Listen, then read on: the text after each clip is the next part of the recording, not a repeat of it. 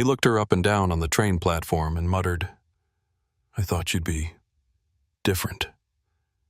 Weeks later, the same man watched her enter a town dance, draped in a quilt stitched from her late mother's dresses, every eye drawn to her like light to flame. But what happened next will shock even those who thought they'd seen everything. But first, let's go back to the beginning. Clara Watkins had the kind of hands you didn't forget, coarse in the knuckles, calloused at the tips, small veins like stitched seams tracing under the skin, hands that had held too much sorrow and too little softness. At 41, she no longer waited for kindness to arrive. She stitched it instead, into cloth, into bread, into silence. After her father died the previous fall, there was nothing left to anchor her. The farmhouse she once shared with him stood half empty, wind pushing through the broken slat near the back door like a breath that never left. Her mother's grave sat on the hill, a humble stone surrounded by wild marigolds. And in the closet, the quilt. 26 patches, each one faded from sunlight and time, but still rich with memory. Clara didn't touch it often. It felt sacred.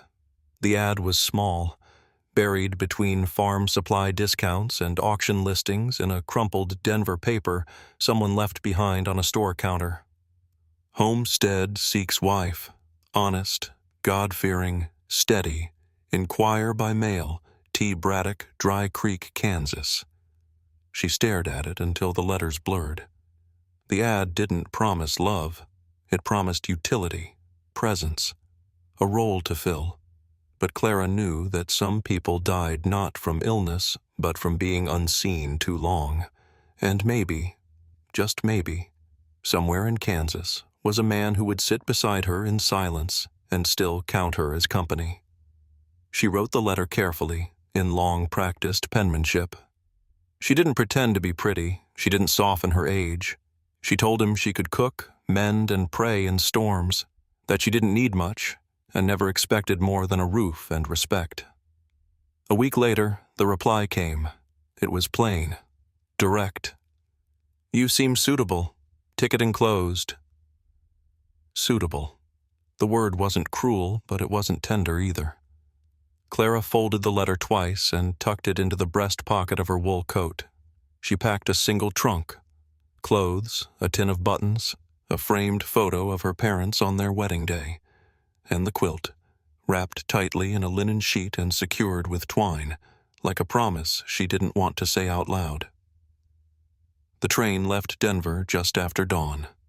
February snow flurried like feathers along the rails. Clara sat by the window, gloved hands in her lap, lips pressed into a firm line. She didn't smile, but she also didn't flinch. Hope, fragile and uninvited, settled beside her like a child she wasn't sure how to hold. The air in Dry Creek bit sharp against Clara's cheeks as she stepped down from the train. The sky was a dull pewter, the kind that made everything, houses, wagons, even faces, seem a little more tired than usual. She scanned the small platform for the man who'd signed his name with nothing but a single initial.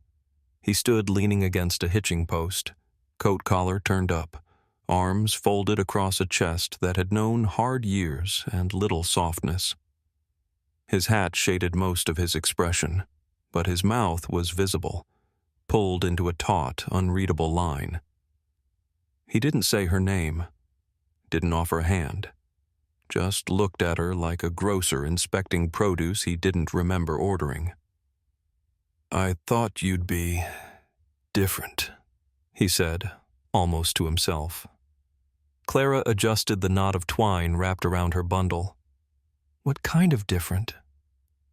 He didn't answer, just turned, gestured toward the wagon with a jerk of his head. She followed in silence, the wheels creaking like old bones. At the house, a simple ranch with weathered siding and a crooked front step, he didn't show her around or offer tea. He pointed to the spare room and left her to settle in. She unpacked without hurry, placed the quilt at the foot of the bed, and stared at the walls. They didn't welcome or reject her. They just were.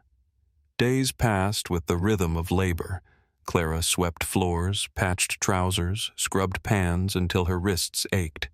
She baked a peach pie, the kind her mother used to make, but Thomas didn't touch it.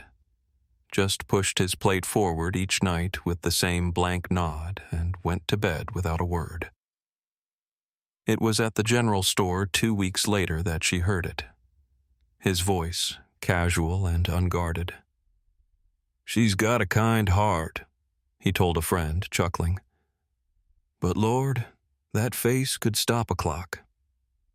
She stood behind the shelves, holding a spool of thread, her fingers tightening around it until the cardboard center collapsed.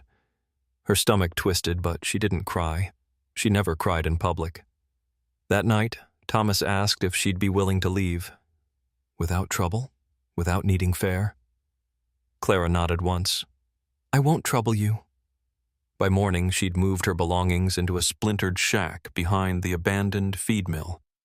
It had no stove, no windows that shut properly. But the walls were hers, and no one looked at her there like she was something to apologize for.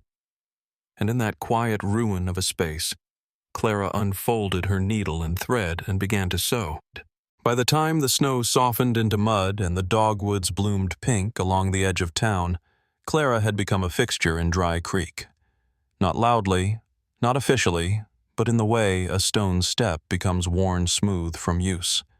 She rarely spoke unless spoken to, but people began to knock on her door.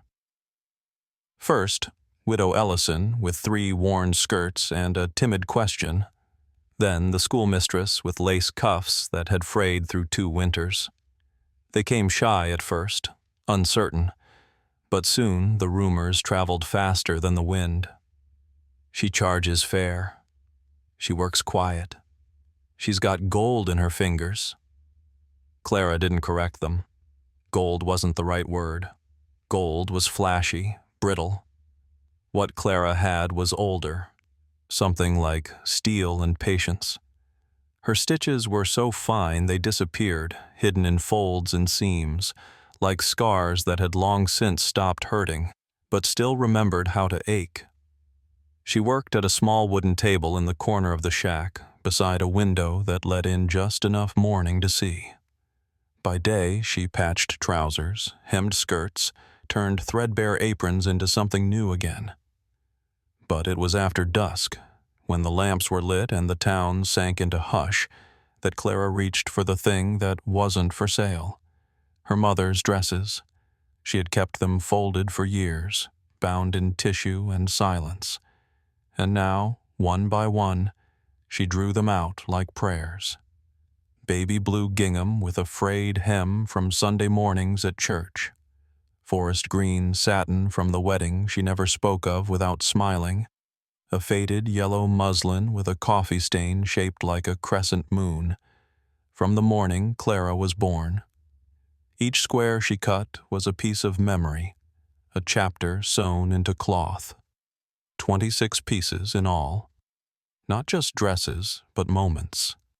Laughter, worry, the scent of lilac and ivory soap, the sound of humming by the sink, hands that stitched for love, not coin.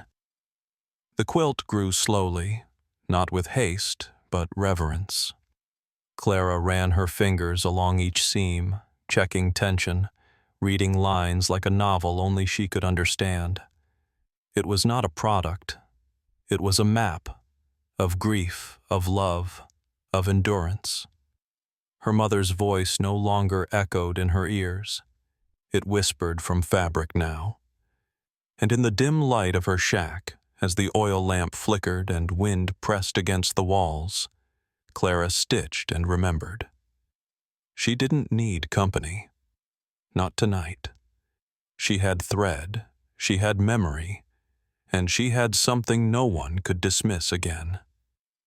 She had herself. Eli Morgan never spoke unless there was something worth saying. In a town full of men who measured their worth by the volume of their voices, Eli was the opposite. still as a windless day, steady as the earth beneath a horse's hooves. He had the lean frame of a man who'd seen too much to ever waste movement, and eyes the color of worn iron. Folks said he'd ridden cavalry in the war, served as a scout, then came west with no fanfare and bought the old McAllister stables. That was 10 years ago. He hadn't left Dry Creek since.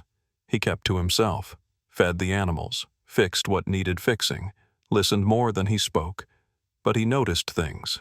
Always had. A lost nail in a hoof, a loose latch on a corral gate, a person's silence that said more than their words ever could. And he noticed Clara, not in the way other men looked at women, not with hunger or pity, just attention. He noticed that she never asked for credit at the mercantile, though anyone would have given it. That she always carried 2 loaves from the bakery. One she left on old man Griggs's doorstep, wrapped in a cloth napkin. No note, no knock. Just there. Like kindness was routine. He once saw her kneeling in the mud behind the church, tending to a stray with a bloodied paw. She didn't flinch at the smell, just whispered to the dog, cleaned the wound with warm water, and sewed the skin with the care of a surgeon. Bacon grease for infection, a torn underskirt as a bandage. That was when he started paying attention. Weeks later, after a wild filly tore through the stable and cracked his best saddle wide open, Eli stood outside her shack, saddle in hand. He hesitated, then knocked. She opened the door wearing a plain blouse and a long skirt, needle still tucked behind one ear. Her hands were inked with thread lines, her hair pinned messily but clean, her face quiet and unreadable. "Could you stitch this?" he asked, lifting the saddle slightly. "Course," she replied, without looking up. His eyes drifted past her, to a low cot in the corner of the room. Draped across it was a quilt. Not just any quilt, a masterpiece, the kind of thing you felt before you understood. "That yours?" he asked, nodding toward it. Clara paused, eyes softening just slightly. "Every piece." And in that moment, Eli Morgan, the town's quietest man, saw something not one of Dry Creek's loudest ever had. A woman who had sewn her life back together. One stitch at a time. The saddle had long been mended, but Eli kept finding reasons to return. A frayed harness here, a snapped stirrup there. Then, no reason at all. Just a tin of loose-leaf tea or a paper-wrapped packet of tobacco Clara never touched, but never refused. Sometimes he'd bring a book and read aloud. Sometimes he'd say nothing at all, just sit in the creaky chair near the wood stove while Clara stitched in rhythm with the silence. They never spoke of the town. Not of Thomas, not of what had been or what might be. Their conversations lived in the space between things. The whistle of the kettle, the tick of the clock, the scrape of thread through cloth. It was on an evening washed in stormlight, the sky outside heavy with thunder but still holding back, that Clara finally unfolded the quilt. She did it without words, as naturally as exhaling. With a steady grace, she laid it across the table between them, a mosaic of fabric and memory, each square as distinct as a fingerprint. Some edges were uneven, some seams imperfect, but the effect was undeniable. It pulsed with story. Eli leaned forward, fingers hovering before they touched. When they did, it was gentle, not like a man examining a thing, but like someone paying his respects. He let his hands trail across the baby blue gingham, the forest green satin, the yellow muslin faded like old sunlight. There were patches with tiny stitches shaped like vines, a square that smelled faintly of lavender. Time lived in that fabric. Birthdays, winters, lullabies, grief. "You stitched all this?" he asked, voice quieter than usual. Clara nodded, her gaze steady, her hands folded in her lap. "Each piece was her," she said. "I couldn't keep her voice or her scent or the way she sang when she cooked, but I could keep this. I had to make it mean something. Eli didn't speak right away. He kept tracing the quilt, then looked up at her, really looked. Not past her, not through her, but at her. And when he said, "Clara, I think you're the most beautiful woman I've ever met," it didn't sound like praise. It wasn't flattery. It was truth, as steady, as simple, as unshakable as the way he kept coming back. And Clara, for the first time in a long while, let herself believe it might be true. The scent of roasted corn and lilac blossoms drifted through the valley, mingling with fiddle strings and laughter that rolled across the hills like a hymn. Miller's barn, dressed in lanterns and fresh hay, pulsed with the season's first celebration. A spring fair the town had waited months to see, a renewal marked not by sermons or fireworks, but by dancing feet and firefly light. Clara stood outside its wide double doors, fingers brushing the edge of her skirt, heart thudding with the uncertainty of being seen. She wore a dress the color of first bloom, lilac, soft and slow, with sleeves of delicate lace hand-stitched from the last piece of her mother's favorite blouse. Around her shoulders draped the quilt, not hidden now, but proudly displayed, armor stitched from grief, memory, and fierce survival. She had worn it through nights of silence, nights of ache. Tonight, she wore it like victory. Eli stood beside her, calm as always, the brim of his hat tilted just above his eyes. He offered his hand with a small smile. "Folks will talk," she murmured. He didn't flinch. "Let 'em." Inside, the crowd parted not out of cruelty, but curiosity. Conversations paused, heads turned. Whispers flickered like moths in the dark. Not mocking, not cruel, but uncertain, as though something sacred had just entered the room and no one quite knew how to greet it. Eli led her onto the floor, his palm resting gently at the small of her back, his hand in hers firm and kind. The music started, a slow waltz, humble and steady, and Clara moved as if time had bent around them. Her steps, tentative at first, grew confident, then graceful. Around her, the quilt floated like a second skin, trailing edges of her past made beautiful again. When the song slowed, and the fiddles softened to a whisper, Eli pulled her just a little closer. Not possessive, reverent. His breath touched her ear. "I see you, Clara. I always have." She didn't answer. Didn't need to. The way she rested her head against his chest, the way her fingers curled into his palm, said more than words ever could. Across the barn, Thomas Braddock stood with a half-finished drink and a face carved from something brittle. The same man who once looked through her now stared straight into the fire he had cast aside. But Clara never glanced his way. Not once. She was too full of light, and it was no longer borrowed. The barn emptied in slow waves after the final reel, lanterns swaying overhead as couples filtered out beneath the stars. Laughter faded into quiet goodbyes, boots shuffled over straw, and someone hummed a hymn too softly to place. Clara stepped outside into the cooling night air, the quilt still resting on her shoulders like a banner only she had the right to carry. She barely made it halfway down the steps before she saw him. Thomas Braddock stood near the hitching posts, arms crossed, drink forgotten in his hand. His shirt was crisp, his boots polished, but something in him looked frayed. He took a hesitant step forward, as if unsure whether the ground beneath him still recognized his weight. "Clara," he began, voice lower than she remembered. Maybe I was wrong about you." The words weren't cruel. They weren't even apologetic. Just hollow, like he was offering a peace treaty after a war he never showed up for.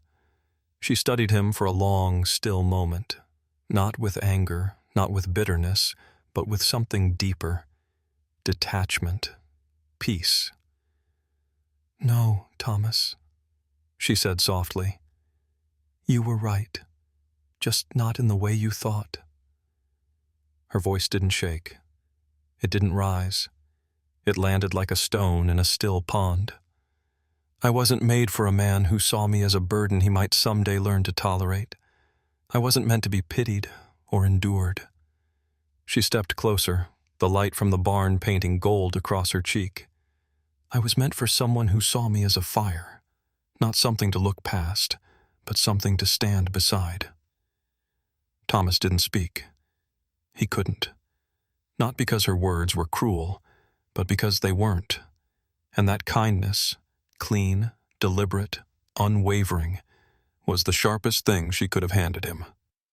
Eli stood by the wagon, his figure still against the night, arms folded, patience worn like armor. He didn't call to her, didn't motion. He just waited, the same way he always had, with quiet certainty.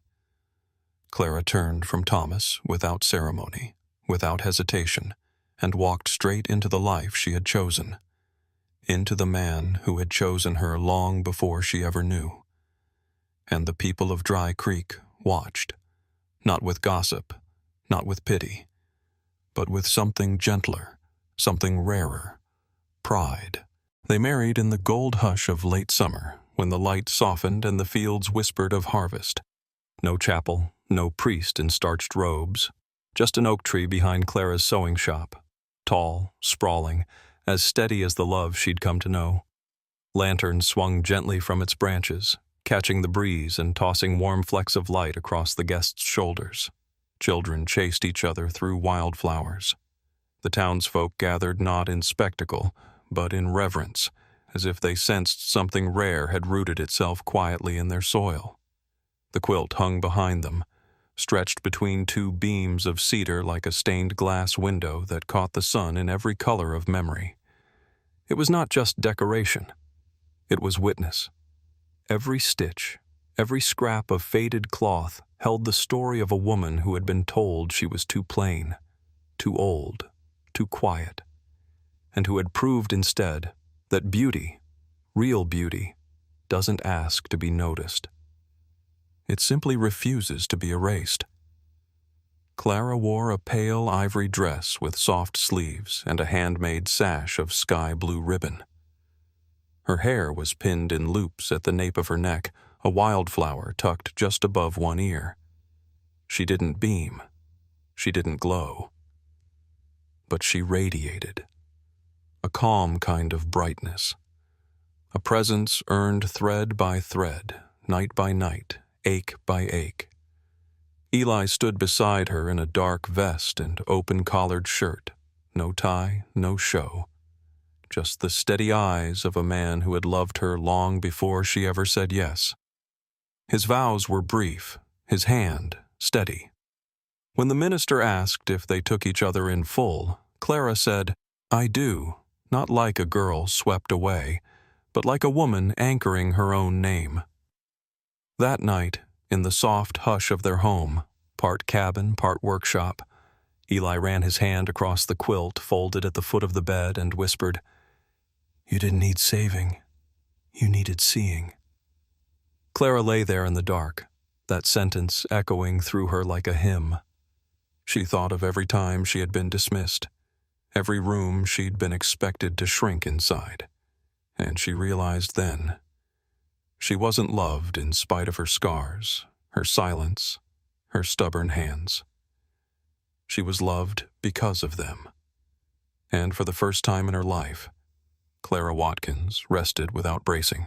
She had built a home, not just of timber and fabric, but of truth. And it held.